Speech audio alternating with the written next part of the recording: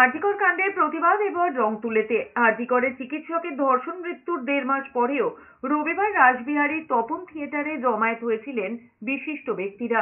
নাটক, ছবি, গানের মাধ্যমে অভিনব প্রতিবাদ জানিয়েছেন তারা। রবিবার ক্যানভাসে রং তুলিতে ছবি এঁকে আরজিকর কাণ্ডের বিচারের দাবিতে সরব হয়েছেন শিল্পীরা।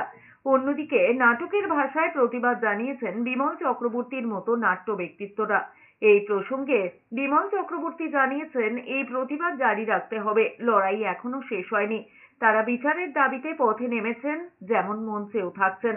এইভাবে লড়াই করা যায়। এভাবেই যদি সাংস্কৃতিক সমাজ ঐক্যবদ্ধ হয় তাহলে এই প্রতিবাদ আরো বেশি জোরদার হবে। শিল্পীদের দাবি, এই প্রতিবাদ থামবে না, এই প্রতিবাদ চলবে। বিচার তো পাওয়া যায়নি, বিচার যতদিন না পাওয়া যাচ্ছে ততদিন পর্যন্ত প্রতিবাদ চলবে। প্রচুর সাধারণ মানুষকে দেখছেন, এই সাধারণ মানুষ কেবলমাত্র এই ঘটনায় যে রাস্তায় নেমেছেন তা তো নয়।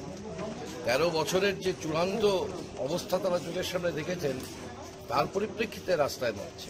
মানুষ যদি আজকে চায় যে বাইরের যারা বিদেশি আসবেন বা বাইরের যারা মানুষ আসবেন তারা এসে আমাদের উৎসব দেখবেন, আমি দায়িত্ব নিয়ে বলছি তারা কোথাও না কোথাও বিচার আমাদের অধিকার, আমাদের বিচার দিতে হবে, এইটা তারা সর্বত্র দেখতে পাবে।